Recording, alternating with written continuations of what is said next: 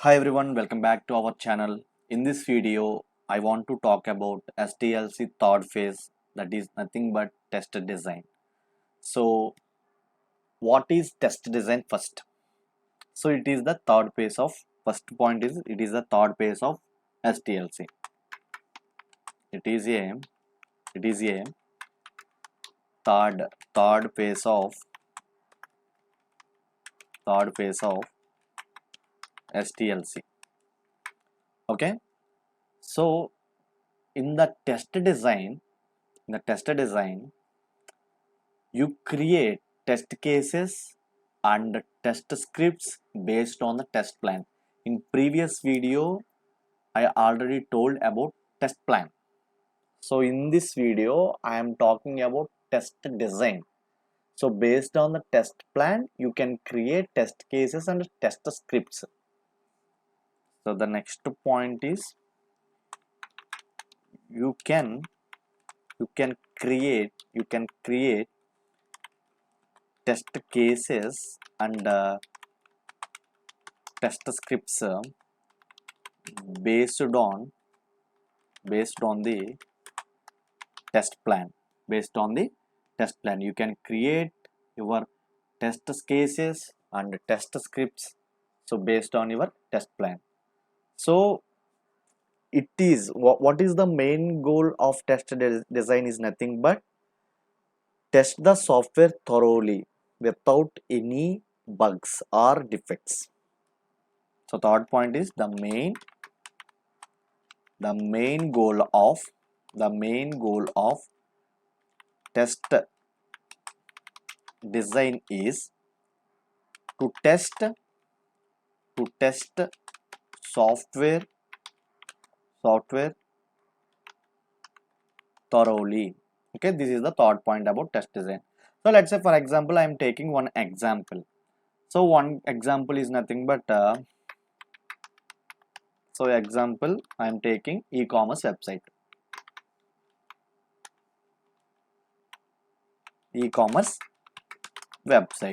So in this website you would create test cases and test scripts to cover the scenarios like so in this e-commerce website we need to test like guest checkout, comma next one is user registration.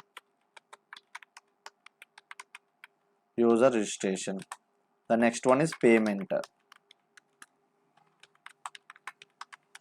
methods. So many features or functionalities there in the e-commerce website. So I'm talking only three things like guest checkout and user registration and payment methods. So mainly I'm repeating once again about this test design. So test design only involves creating test cases and test scripts, okay, to test the software systematically. So in this example, so I am taking one example regarding e-commerce website.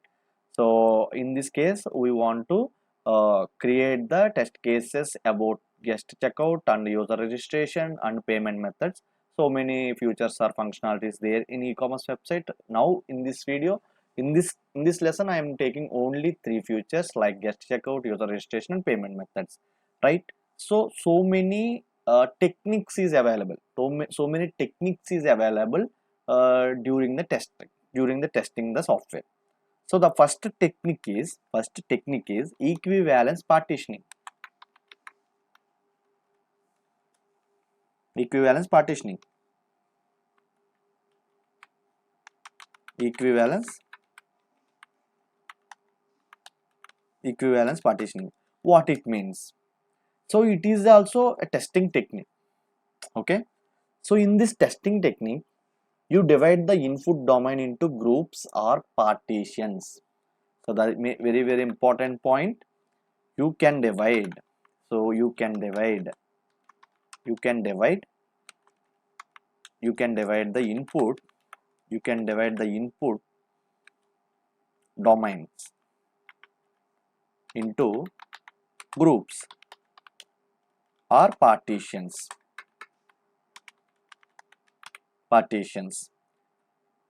So and also test the each value from each partition. So another important point is test the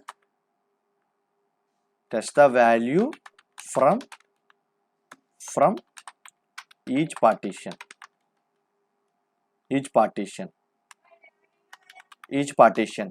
Okay, suppose you are testing a login form. So you are testing a login form. So in that login form, username is there, password is there. Okay, you would create test cases for this username and password. Okay, so for example, you are testing a login form, so you would write the test cases based on valid and invalid cases. So in this context, valid username and password, that is one test case. So invalid username and password, that is another test case.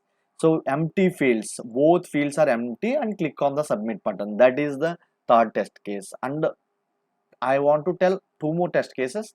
So valid username and invalid password, invalid username and wrong password. So this is the another test cases about login form, about username and password. So in this context, the same, I am taking one real-time example, guys. I am taking one real-time example regarding that password, login form. So I'm applying equivalence partitioning on login form. So in this partition, like I'm taking first of all one first partition, what it means, valid username and password, valid username and password. So this is the one partition, guys. So we have a valid inputs that should grant access to the system. So in this partition, you would give the valid username and password combination. So you would give that valid username and password. So don't worry, guys, in the next session, so I will explain clearly about testing techniques, equivalence partitioning and boundary value analysis, decision testing, state transition testing, use case testing. So I will explain very clearly the different scenarios. So in this context, I want to explain only basic things. Okay, don't worry, guys. So equivalence partitioning. So I am taking the first partition is nothing but username and password. Okay, so the next one is invalid username and password. This is the second partition, invalid username and password. So in this partition, you can give the incorrect username and password pairs. Incorrect username and password pairs. Okay, this is the second partition. So third one is empty fields. So in this context, you can give one or both fields are empty. So this is the third partition. Okay, so now let's take first partition, valid username and password. Now see how equivalence partitioning helps you create the test cases. So this is in this partition we will choose representative values that belong to the valid username and password. For example, if your valid username is John, okay, the password is secure123. Okay, so we can create a test case using these values. this test case should allow successful login. So this is the one case, test case is covered, right? So through equivalence partitioning technique. So in the equivalence partition techniques, you are developing one partition regarding valid username and password. That is the one partition. So through that partition, you are developing one test case, that is the user successful login with valid username and password, right? So the next partition is nothing but invalid username and invalid password. So in this partition, we select the values fall within this category. For instance, using non-existing user and as well as incorrect password. So in this I'm taking like Joe is my username, non-secure is my password. So this user not existing my application, so immediately application throws an error. So the user or password is not correct, right? This is the invalid test case. Okay, coming to the third one, empty fields. So in this category, we can create test case where both username and password fields are left empty. So the expected result for this case, that login form should not allow to the submission until both fields are filled with valid. Okay. So for example, I am taking like empty username. Empty username is the one case, and another case is password is correct. Secure 123. So in this case also, system not allowed to log in. Okay, this is the one test case. So another thing is valid John is a valid username, non-secure is the wrong password. This is the another test case. So the next one is both are empty. So in this case, both three cases, like these three cases are not allowed to log into the application, right? So this is about that convert the equivalence partitions to test cases. Okay, so in the coming lessons, I want to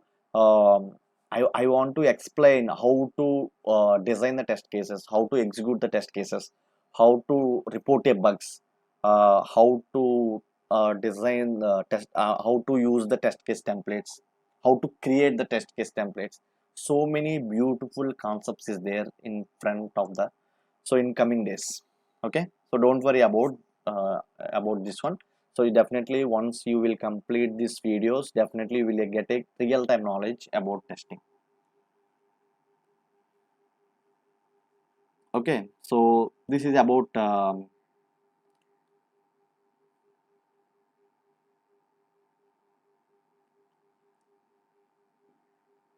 so that this is about equivalence partitioning. So the coming to the point, the next technique is boundary value analysis. So the next technique is boundary value analysis. So it is also a testing technique. So it mainly focuses on boundaries of input domains. Mainly focuses on boundaries of input domains. Don't worry guys, I will explain. Including minimum, maximum, and also just beyond the values, beyond the boundaries, just beyond the boundaries. Okay, so for example, one this is the example. So if a text field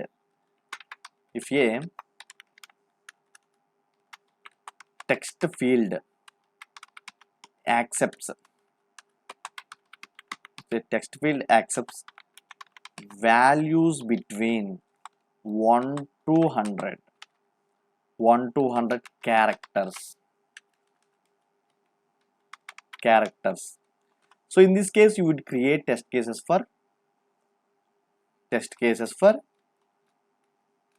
0, 1, 100 and 101.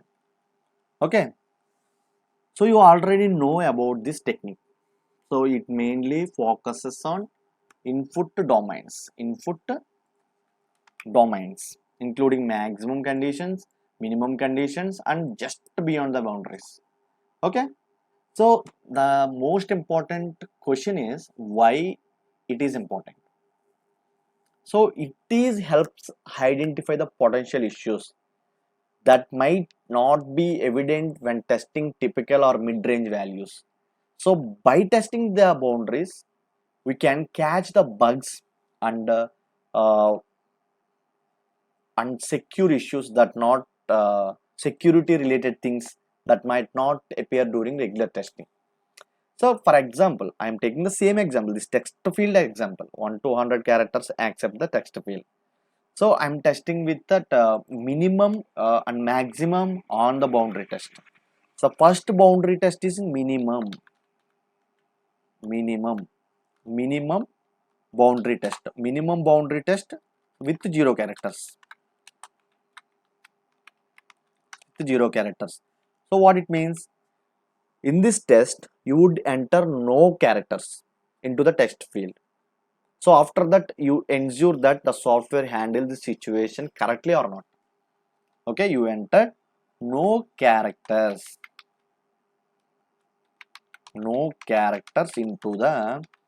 into the text field it ensures that software handle the situation correctly or not. That's it. You might find the software correctly prevents the users from submitting an empty field or display an error message in this context, guys.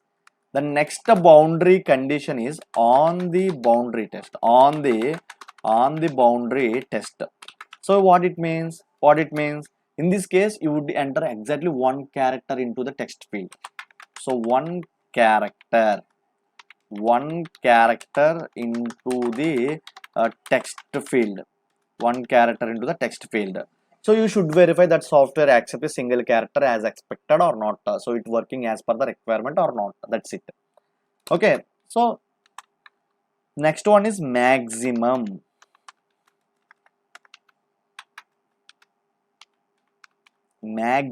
boundary test. So maximum boundary test. So in this context, you would input the maximum allowed characters. So minimum is 1, minimum is 0. So on the boundary 1, maximum is 100.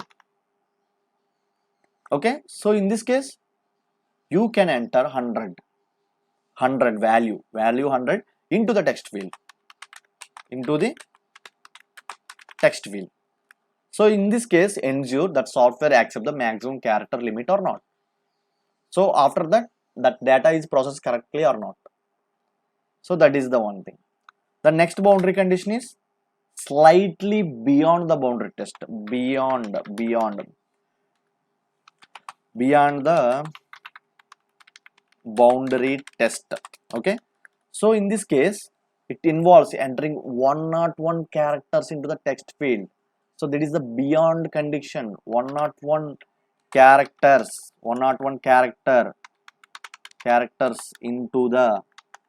into the text field.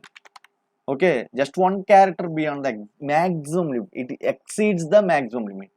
So 100 is the maximum, but 101 is the exceed, right? So in this case, check if the software correctly prevents the user from entering more characters than allowed and provide the feedback. Okay. So this is about boundary value analysis. The next one is decision table. It's very, very important, guys. Decision tables. So in this context, it will handle the complex business logic.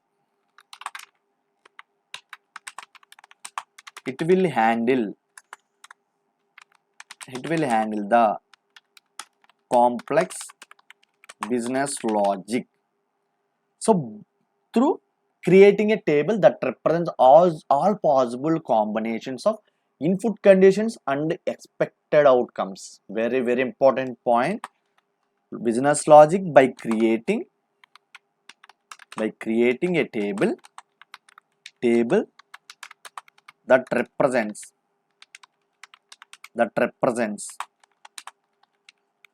all possible combinations of input conditions, expected outcomes. Okay, so this is nothing but decision table. So it will handle complex business logic by creating a table that represents. So in this decision table, it contains all possible combinations and as well as expected outcomes, means expected results. So I'm taking in this context one banking application. So you would create a decision table to handle different scenarios. So example is nothing but example. So I'm taking a banking application. So banking application, in this case you would create a decision table to handle different scenarios like account types and transaction types. Okay, so next one is user roles, right? So in this we are developing a banking application based on these three conditions. So in these applications we have various scenarios to consider. For instance, we need to handle different account types, transaction types, and user roles. Decision tables will help us manage these complex scenarios effectively. Please remember, guys, decision table is a most important concept. Okay, most important concepts in interview perspective also. So okay, so the first step, how to create a decision table. How to create a decision table. So this is the first step in creating decision table is to define your input conditions. So coming to our real-time example, banking application. Okay, some of the input conditions might include account type, transaction type, and user role, right? So for account type, we have conditions. For account type, we have conditions. What are the conditions? Saving account, or checking account or business account. These are the three account types. Okay. Next, first of all, how to create a decision table. The first step is define your input conditions. So in this case, three conditions is there: account type, transaction type, and user role, right? So coming to the account type, we can have conditions. What are the conditions? Account type.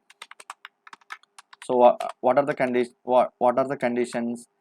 We have conditions like savings account. Next one is checking account or business account. So there is two accounts: savings account or current account, or checking account or business accounts. All are same.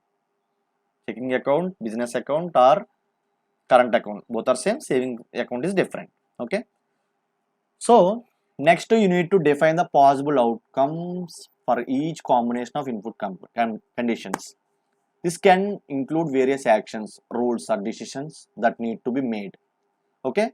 For transaction type, we might have outcomes such as approve, decline, or request additional verification. So for each type, different input conditions is there, right? So for account type, we have a two conditions: savings account and checking account. For transaction type, we have a two or three input conditions is there. Outcomes is there. So not input conditions, outcomes. So like approve, decline, and request. So many. So now it's time to create decision table itself. Okay, this is where you lay out all the input conditions and their corresponding outcomes in structured grid. So now transaction, I'm not, this is the input conditions, and outcomes also is there. So outcomes is approved easily and request from transaction type. That is the outcomes coming. What is the input? Inputs is coming from account type, transaction types are outcomes. Let's assume, just assume the thing and understand the concept. Okay, so here is a simplified version of our decision table for the banking application. It includes account type, transaction type, and their associated outcomes. Each cell in the table represents a specific combination of input conditions and their respective outcomes. For account type, we have a input conditions as well as outcomes. For transaction type, we have a respective input conditions, and also have a outcomes. Okay, so when a user initiate a transaction in our banking application, the system can reference the decision table to determine how to handle this request. So if a savings account holder is making a withdrawal transaction, the decision table may indicate it to approve the transaction. So for example, savings account. So I have one savings account in SBI. Okay. Now I am making one withdrawal.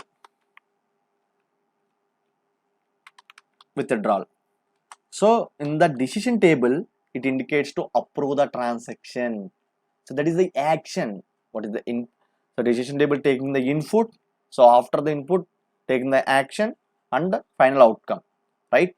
So approve. Okay. So decision tables are also easy to maintain and update. So for example, some logic is changed, some rule is changed, or a new scenario is added. You can modify the table according to those changes. Okay, those changes. This is a very high level discussion about decision table testing. So in coming sessions, definitely I will a depth knowledge on decision table. Okay, then come the next one is state transition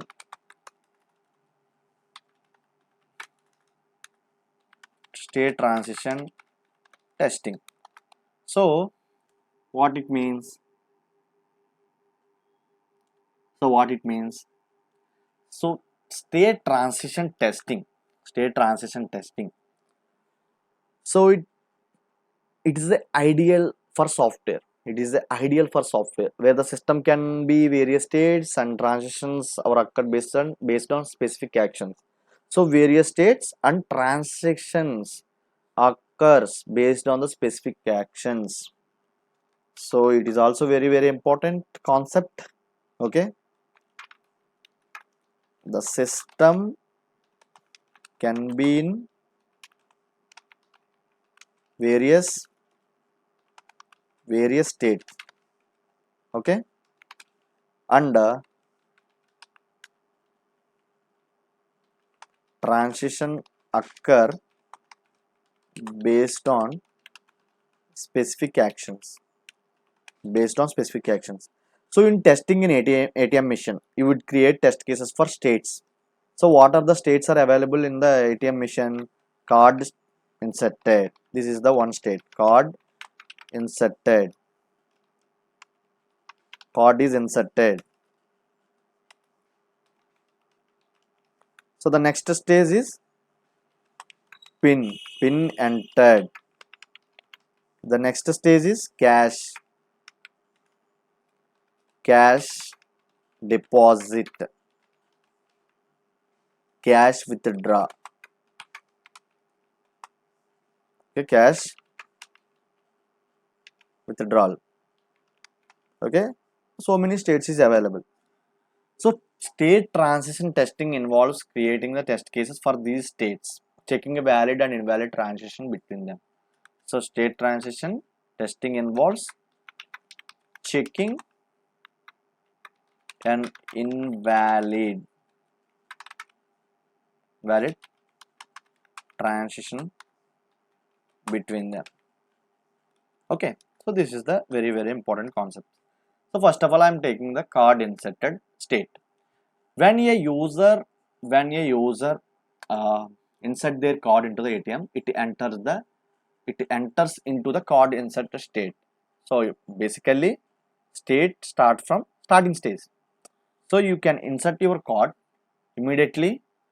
State is changed. So the state is nothing but card is inserted. Card inserted. So imagine you have inserted your card into the ATM. So the ATM is now in the card insert state, and you expect certain actions to happen next. Once you can insert your card, so after that on the screen some options is available.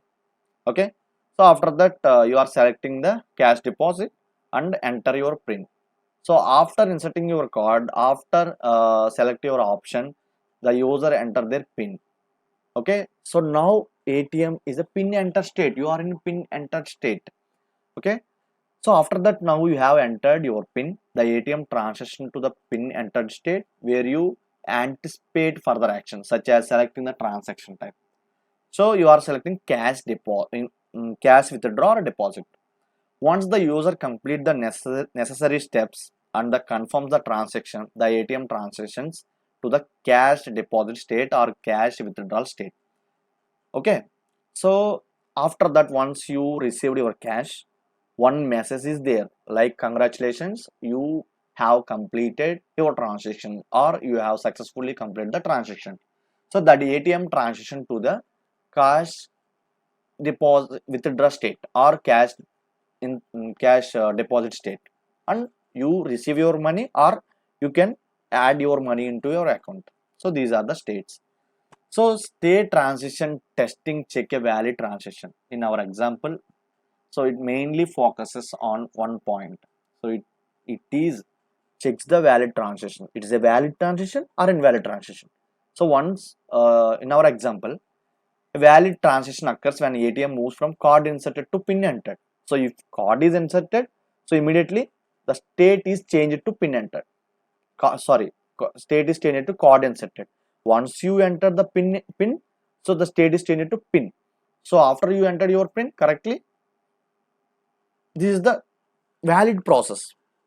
So another ways also is there. Like however, an invalid transaction such as moving directly from card inserted to cash withdraw without entering a PIN. This action is not allowed. Action is not allowed. So that one is also mentioned in the state transition diagram. Okay. So state transition testing mainly help us to software system behaves as expected or not, moving between states in controlled and logical manner based on the specific actions like card inserted, PIN entered, cash deposit, cash withdrawal in the context of ATM mission. So using this ATM mission example, we have shown how this testing methodology works in real world context, detecting both valid and invalid transactions. So the next one is use case testing. So use case testing. So coming to the use case testing, it is mainly focused on the software's functionality from the end user point. It mainly focuses on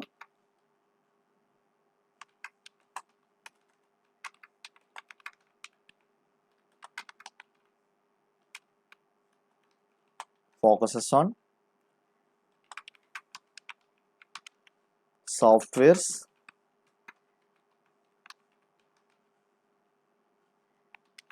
functionalities from the end user's point of view. Okay, so for example, an e-commerce website is there. You would create a test cases based on the common use cases like product search. Next one is add to cart.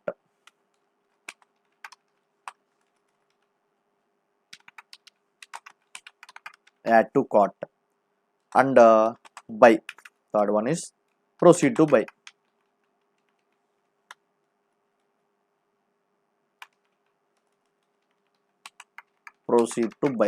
So these three options you would create the test cases. These are the three use cases. Okay, So understanding what is use case testing. So first of all, it is a black box testing technique. Box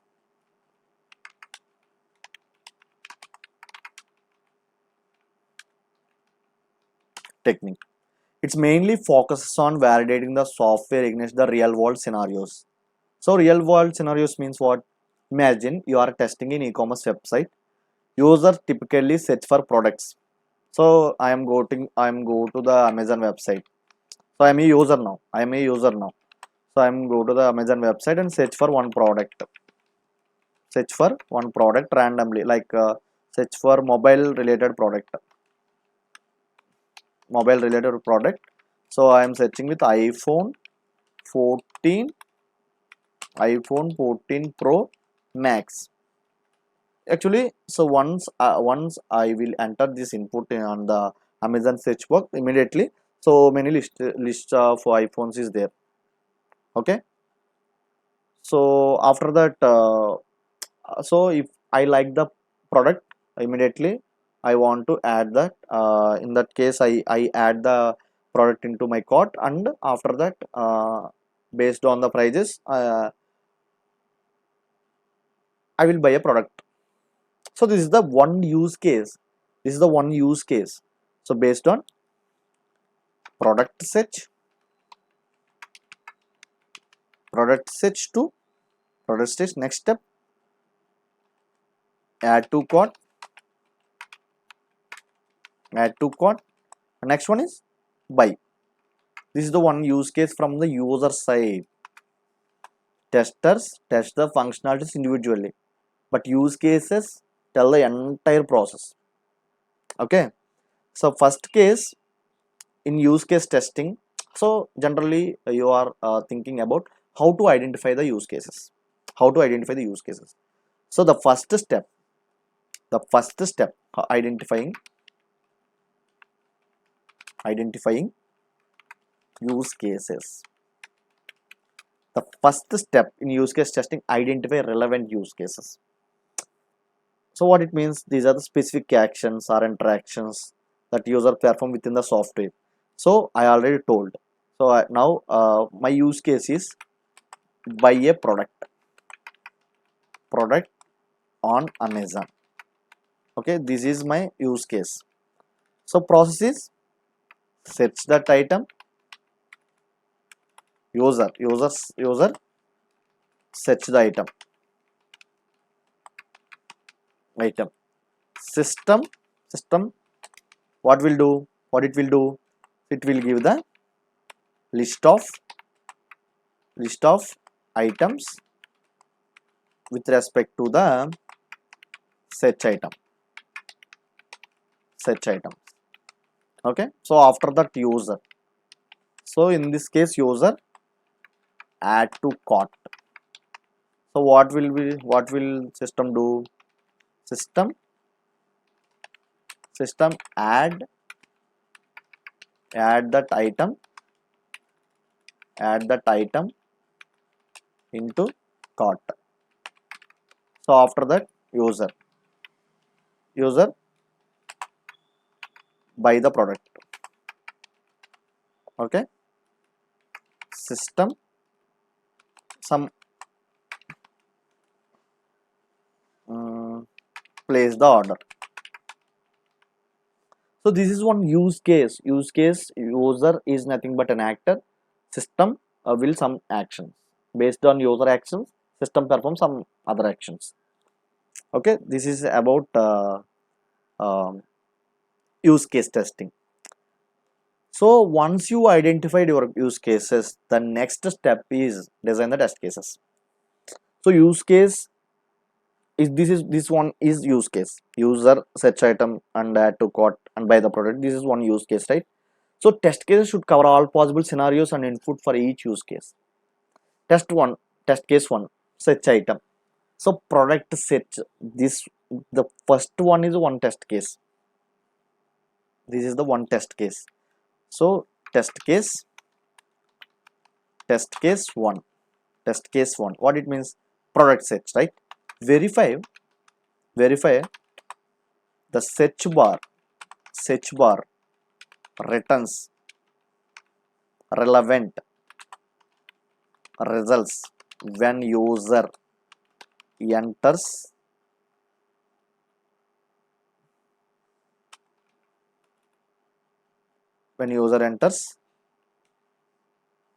so this is one test case. So coming to the add to cart is another test use case. So in this case I am writing ensure that an item is successfully added to the cart. Okay, successfully add to the cart. This one is test case 2. So please observe guys, based on use cases we are writing the test cases. Case 2. Okay, the next one is place order buy the product. Test case 3.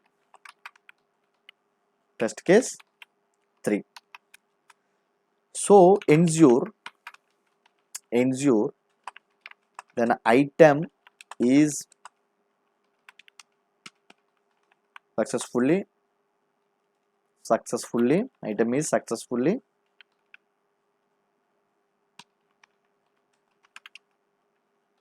checkout process from add to cart to payment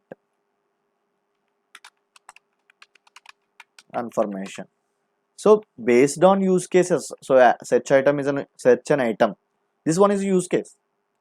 So based on the use case, you can create. I'm creating some test cases. Okay. So test execution. After the test execution, with these test cases, it's time to execute them against the software. Okay. So execution means what? Go to that Amazon website. So this one, how to execute this test case? First, I am verify the search bar, enter relevant results when user enters. So how to execute test case? So when you are going to Amazon website and search with some iPhone 14 Pro Max, so and record the test results. That's it. Okay, in later sessions definitely uh, I will tell how to execute the test cases and how to write the test cases with real-time scenarios. Don't worry about this one. For example, so after execute these test cases, if you encounter any issue, some are unexpected behavior, so you can log them as a defects. So showing how to log the defect, when the search feature fails to return accurate results. So the system is not providing accurate results. So immediately you will add a defect for that one and inform to the developer. That's it. So the next one is retesting or regression testing. So retesting means what? So after developers address the defects. So after address and fix the defect and move to the again testing. So it is essential to retest the same defect with this use case or test case. Again you test the same defect, it's working as per it's working or not. Okay, that is the retesting. So and also perform some regression testing on it. What this means, to ensure that fixing one issue does not introduce new ones. Okay, new ones. So retesting the product search after reported defect has been resolved or not.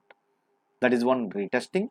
Regression testing, it ensures that fixes one issue does not introduce new issue or affecting any another functionalities or not, relevant functionalities or not. That is the regression testing.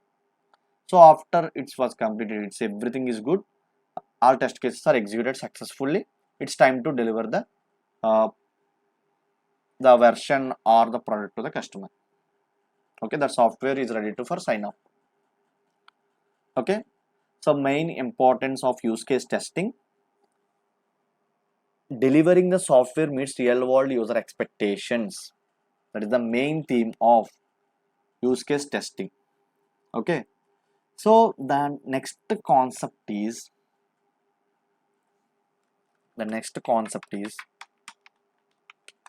error guessing. So error guessing, so it is also very important concept. So you are predicting where errors might occur thoroughly. You are predicting based on tester experience to identify potential defects by predicting where errors might occur. I am writing this point. Based on tester experience, based on tester experience to identify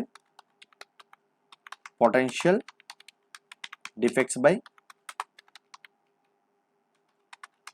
predicting where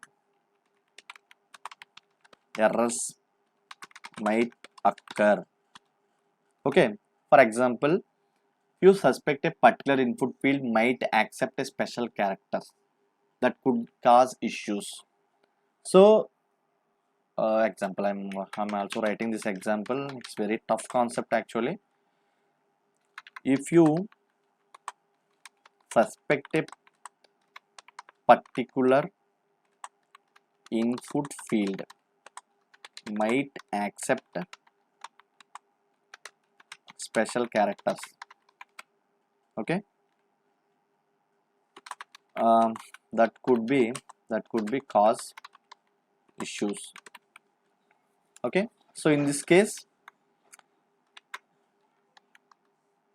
you would design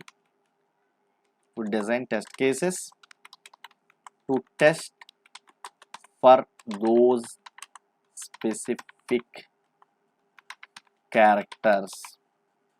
Okay, so now you are understanding the concept of error guessing. So error guessing is a technique actually. Okay, so where testers use their experience to identify the defects. Okay, predicting defects. Okay, by using test scenarios, test cases.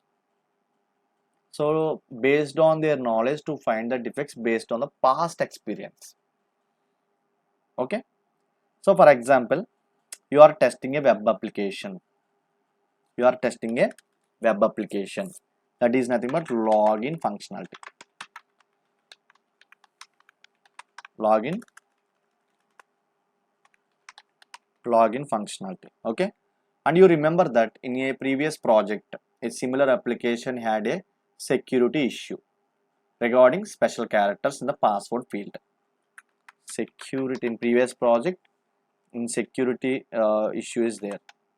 Issue was coming from password field.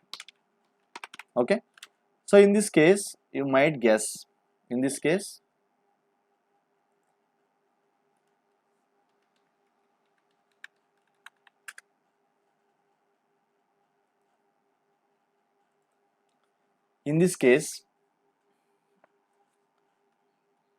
you might guess that this application could also have a similar issue or not, and you design the test cases according to that. Okay, with the say special characters are allowed or not on password field. So coming to the test case creation, so create a test case based on their the previous defect and focusing on those areas. Okay, so continue with our login functionality example. You might create a test case where you attempt to log with the password containing special characters. So special character means what? At the rate is a special, and a hash is a special, and a dollar is the special symbol, and the percentage is a special symbol, and cap is the another special symbol, and star is also special symbol, and asterisk symbol also is special symbol. Okay, so anticipating that this might expose a security flaw or not. So exploring the boundary conditions also. Already error guessing often involves in the boundary conditions, edge cases and areas. So many cases are covered in this error guessing. Okay, so coming to that point, so one more thing, in financial application, I'm also taking another example. In a financial application, you might suspect the rounding errors could occur while processing very large or very small numbers. So you would design the test cases to check how the applications handle such extreme values also. So extreme values or large values or small numbers also acceptable on password field or not. Okay. So domain knowledge. The next one is the domain knowledge.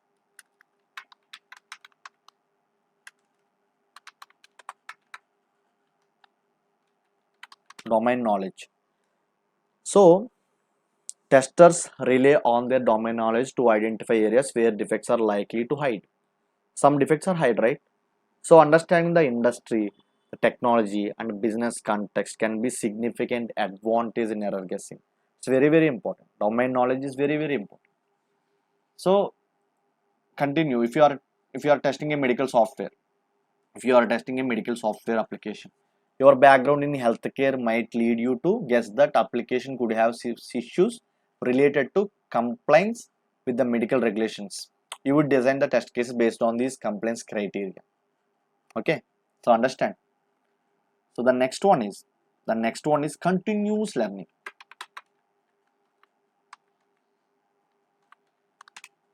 Continuous learning. So what it means? Error guessing is not a one-time activity, guys. Testers continuously learn from their experience and functional and domain and adapt their approach to find the defects efficiently and how to deal the defects also. So for example, testers who have previously encountered issues with the user interfaces on mobile devices will continue to guess the potential problems in similar scenarios. Okay, and adapt their test cases accordingly. So error guessing is a valuable testing technique, guys, and based on the tester's experience to uncover defects in software. So you can think the outside of the box, create the test cases on go, and leverage the domain knowledge. Testers can find the issues that might be missed by conventional testing methods. Okay.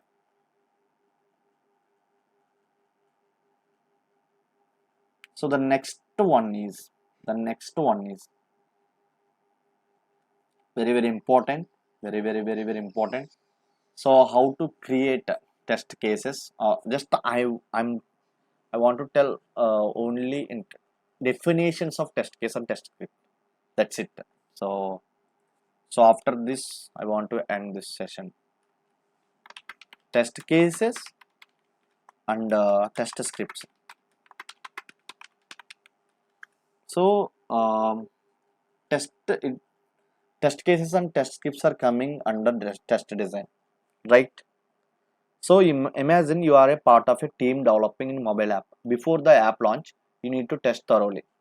Test design is like creating a blueprint for your testing strategy, right? Outlining what you will test and how you will test. So in this case, what you will test and how you will test it, and what criteria you will use to determine if the app is ready for release or not. Okay. Test cases are test cases contain specific scenarios, conditions, and steps. Testers should follow verify the software functionality through the test cases. Coming to the test scripts, so it contains like instructions or code instructions or something to automate the test cases, executing the test cases multiple times. Okay, let's say for example, coming to the test case, a login password is there, a login form is there. In the login form, username and password. Your test case is to test the login functionality correct or not. First test case is successful login is the one test case. So through that the successful login, you can enter valid username and password. That is the one test case. So coming to the test scripts.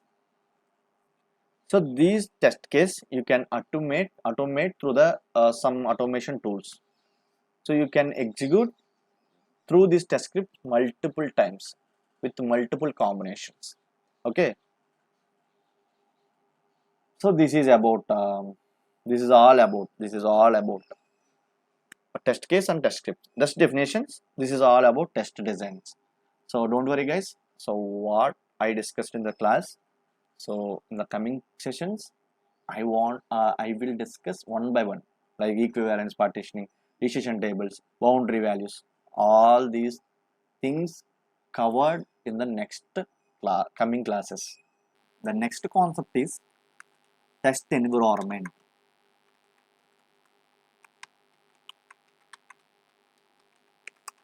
Test environment.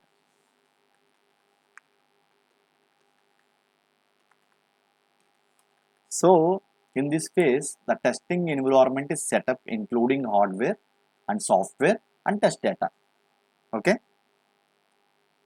test environment setup is there, including hardware, hardware, software, and test data. Okay, for our e-commerce site, you would ensure that you have required databases, servers, and configurations in the place of for testing. Okay, let's understand the importance of test environment setup. The test environment is a critical component, okay, allowing testers to verify the software functionality in controlled and representative testing. So, for example, so before testing setting up setting up the test environment, it is an essential part to identify the types. For example, you are a developer, you have an environment, that is the dev environment. So that is the dev environment. You are a tester, you have in one environment, that is the QA environment. You are a stakeholder, you have one environment, that is UAT environment. So you are a user for the particular website, you also have one environment, that is the live. Live means, so for example, we are using a Amazon website. Everyone to access that website, that is the live website. Okay. Before the live website, so many websites, dummy websites is there, like dev environment, QA environment, UAT environment. Okay. So for those environments, you need to configure that hardware and the software configurations. Okay, and some version controls is there, like to store the code, like git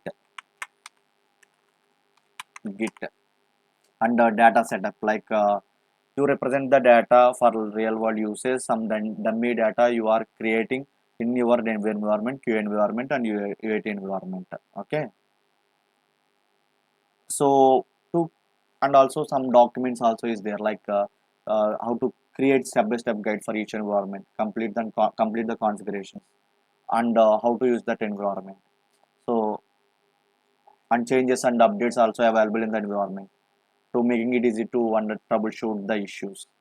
So this is about completely about test environment. So test environment is nothing but to set up the environment to test the applications in the local environments. Okay. The next one is test execution. This very important, text execution. So text execution where you can where you can run the test cases and scripts on the software on the software. Okay, so here you can collect the results and identify the defects. For example, you can identify one defect during the test execution, so you can log the defects and report the developer. Okay, this is the process. There are two processes there, like manual testing and automation testing.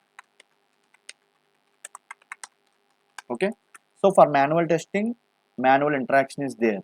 You can execute the test cases uh, manually. So coming to the automation testing, it involves testing tools and scripts to execute the test cases multiple times. So it is useful for regression testing. So and also execute the repetitive test cases multiple times. Okay, this is about test execution. So test execution is a crucial phase in STLC, where we validate the software's functionality and quality. Whether you choose manual testing, automation testing, and also combination of testing techniques. The goal is same for every every phase to deliver a reliable and error-free product. Okay, so the next one is very important. 1 minute. The next one is defect tracking and reporting. This is very important and very simple concept also. Don't worry, I will explain the later sessions very clearly for each topic. So this is the beginning class about STLC and it faces introduction. Okay, so defect reporting and tracking is nothing but, so you are identify an issue in your website. Okay, so immediately you can assign the defect to a developer for resolution. Okay, so you are maintaining communication between the testing team and development team. Okay, you in the defect reporting you are track the defects. You are track the defects. So that defect is fixed or not. What is the defect status? It is open, closed, or what? Okay. Imagine in this point I am taking one example. So imagine you are testing a mobile application. So and you encounter one critical defect like app crash when user attempt to log in. So immediately you can report a defect to the developer for resolution.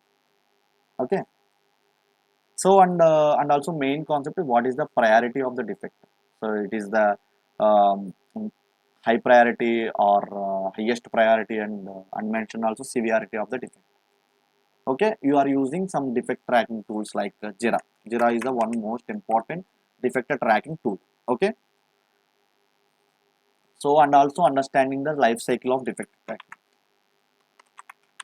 Life cycle of defect tracking. So imagine you are a QA testing. You are a testing team for a new and also you are testing a new software release. So you are using a one defect tracking tool like Jira. So you are identify one issue and assign it to a developer. So initially the defect status is open.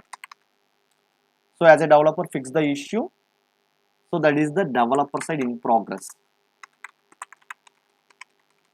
In progress. The next one is you can try once developer fix the issues, you can track it in testing in progress. Okay. So if in case that defect is working fine, so the status is changed, resolved. So finally the status is closed. So if in case the defect is coming again, it is reopened state. That's it about defect tracking. Defect tracking. Defect tracking is just nothing but you can track your defects with these statuses. That's it. The next phase is test closure. Test closure. So it is just like summarize the test activities. It is summarize the test activities and creating reports. Creating the testing reports. Testing report. Okay. So and also, so I'm taking one example like e-commerce website. You create a test summary report for the e-commerce website and highlighting the number of test cases executed. So and the number of test cases executed. This is very important. In the test case summary report, you can mention this how many test cases are executed and how many defects are found. Okay, and also progress, overall testing progress. Overall testing progress. Okay. Okay. So let's understand test closure is the final phase in the software testing life cycle. So where we wrap up the testing activities and ensure everything in order to before moving the forward. So in plays a vital role in the software development process by providing valuable insights, and prepare software for release. So first of all, summarizing the testing activities. So it involves in collecting the data. So number of test cases are executed, pass, fail rates, and defects found, and the overall testing progress. So imagine you are testing a mobile banking application. You have executed 1000 test cases, of which 950 passed and 50 failed.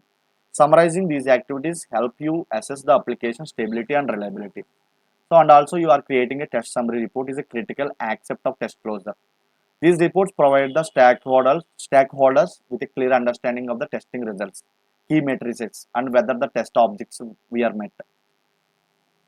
So in this case, in mobile application, I am taking the same example. Your test summary report would include pass or fail rates and list of defects found and an assessment of the app readiness for release. Once stakeholders approval the test summary report, stakeholder approval is necessary. It's very important to proceed with the software release. Test closure ensures the stakeholders are informed about the testing outcomes and are comfortable with the software's quality.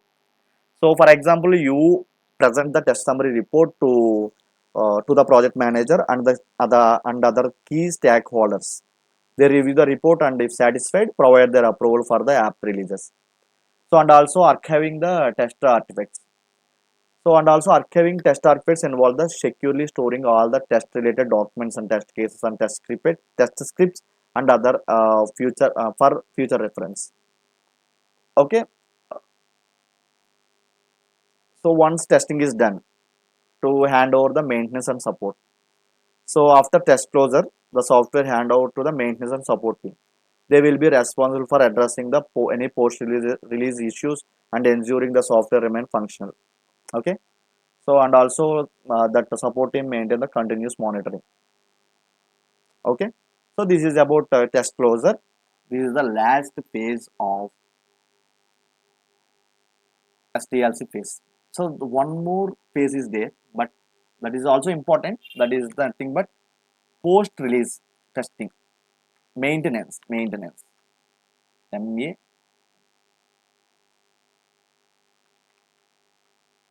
maintenance stage. So in this phase, app is goes to live. So it is essential to continue monitoring and testing it is in the production environment to catch any issues that may arise. So after release, simply after release, I'm taking one example. E-commerce website is launched in live. You perform post-release testing to ensure that updates or new features do not introduce unexpected problems. Okay, so ongoing like once app go to the live, so you are performing some functional testing and regression testing and some secure testing and performance testing, some usable testing. So in the later session, definitely I will discuss these all type of concepts very clearly with the real-time examples. Don't worry, guys. So this is about STLC phases. This is the first concept of software testing. Like the first one is in this class I am discussing like test environment setup, test design, test environment setup, and first phase is 1 minute. I'm noting the one by one requirement requirement analysis. Okay, requirement analysis. 1 minute. 1 minute.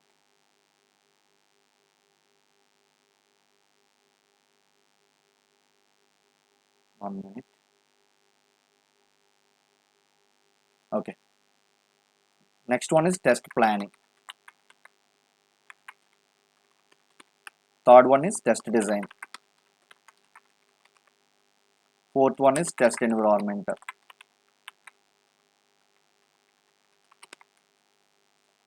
Fifth one is test execution.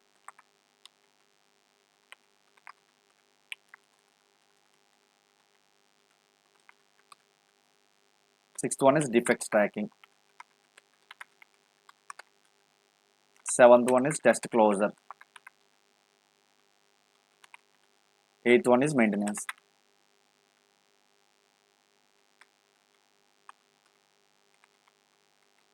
Okay, so let's see one by one. Requirement analysis. So you can collect the requirements about the product or project, and also prepare the and understanding the how it works. Okay, next one is test planning. So in the test planning phase, so how many testers are is there, how to test this software, and what are the resources to need to test this application. So in the context of test design, you can create the test cases and test scripts. So in the context of test environment, you can set up the environments with the hardware and software configurations.